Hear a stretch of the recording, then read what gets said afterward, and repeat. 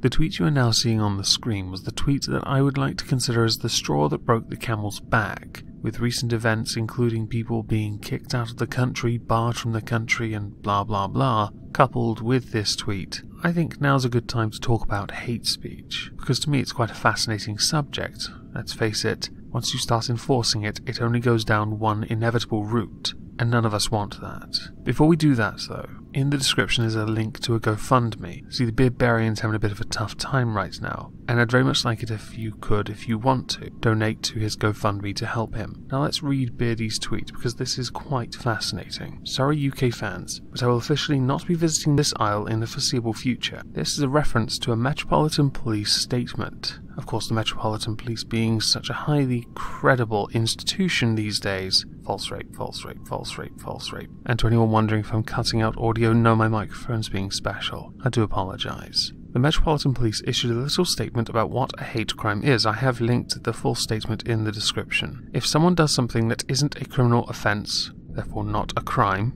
but the victim, or anyone else, so a third person that wasn't involved in the incident but perceived it to be that way, believes it was motivated by prejudice or hate, so an assumption, we would class this as a hate incident. Though what the perpetrator has done may not be against the law, obviously, their reasons for doing it are. This means it may be possible to charge them with an offence. To anyone that is not British, I would like to say now, I am very sorry that my country is so fucking cucked. Stupid, retarded, autistic, whatever you want to call it. It's all of those at this moment in time. Now, to give the full scope of what I think about hate speech law, I want to talk about inconsistencies within it. For example, the government is clamping down on far-right, quotes, extremism, along with, quotes, Islamophobia, and their perceived hatred that they receive at the hands of people who criticize them for being inadequate at their job, those that basically criticize them to the point where they may use profanities or use rather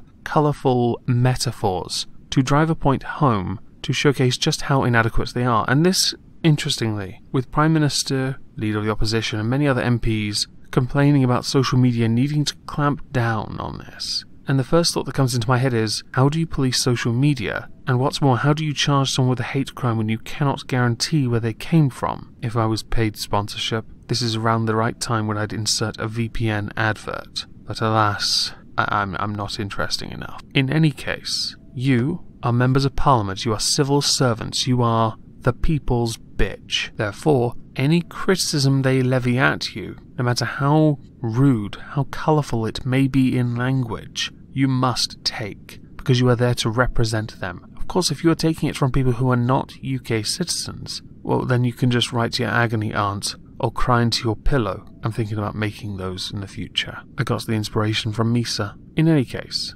along with the inconsistency of Parliament, you have to consider also that they want to clamp down on right-wing extremism, but they don't seem too keen on the idea of doing it for the same somewhat right-wing extremism levied at those of the Islamic faith. It's hardly progressive for a man to come from a very regressive land to want to fuck white kids. That's not progressive. Therefore, it's not left-wing, it's right-wing, apparently. As far as I'm concerned, it's just all fucked up. Then again, you've also spent an inordinate amount of money trying to deport people for preaching hate speech in our country, and you've been stymied at every opportunity by the European courts. Way to show your powers. Hard to believe you managed to expel 23 Russian, quote, spies, but you couldn't get one imam out of the country. And just to give another example of inconsistencies,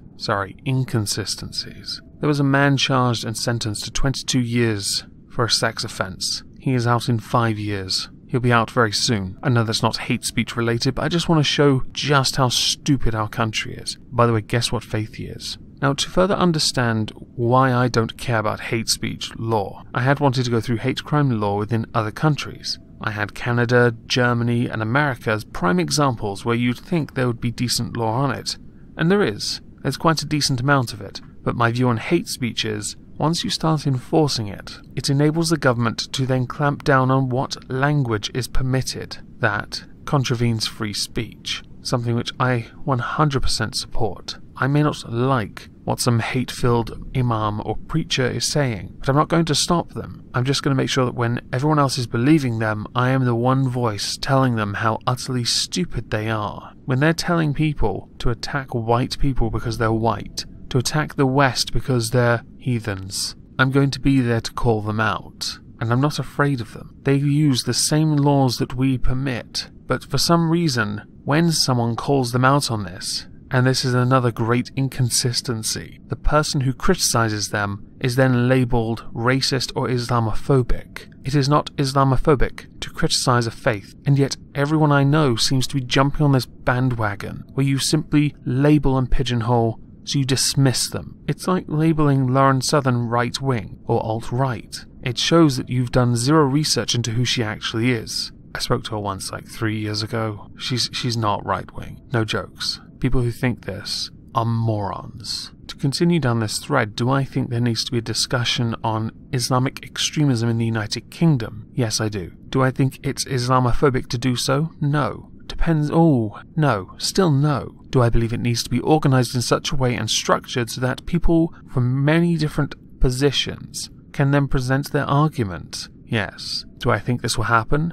No. Why? Because MPs are scared. Very simply put, if you are an MP and you are listening to me, and you are unwilling to have a discussion on Islamic terrorism, extremism in our country, when there are so many signs of it happening, whether it be pray for whatever town it is that got attacked, whether it be completely ignoring the child grooming scandals that have been sweeping our nation for years, whether it be the imams telling people to openly attack people that are UK nationals because they aren't Muslim, you seem blissfully unaware of it or unable to tackle it out of fear of being labelled a racist, much like the police officers for Telford, Rochester and Rochdale, where countless thousands of children were groomed, or perhaps I should just say it as it is, raped by vicious idiots who had no interest in integrating and only seemed interested in destroying the lives of innocent children. To summarize, I do not believe there should be any hate speech law in this land. I do not believe we should create a protected class amount of faith, nor do I believe we should add additional protections to politicians. You may take a considerable amount of abuse from people, but based on half the policies you push and your inaction when your country needs you, I think you deserve it.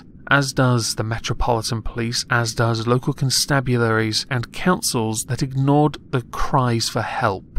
And I just want to touch on this idea, because I completely forgot to earlier. When a third person perceives something as a hate incident, that snowflake had better provide some better evidence other than, well, it wasn't what he said, it was how he said it. And she, obviously, if it was a female, but unlikely if the snowflake perceived it. Anyway, that all being said and done, I did want to touch on one last thing. It's completely off topic. Okay, two things. Firstly, on Wednesday, 6 PM GMT, I will be streaming with Roaming Millennial. It will probably be a politically based discussion. And second, my good friend Suit Yourself lost his main channel, and I'm going to link his second channel in the description. Please consider subscribing to him. He makes fantastic content. He just put out a fantastic song that made me chuckle and stare quite a bit at Medusa. I can't imagine why.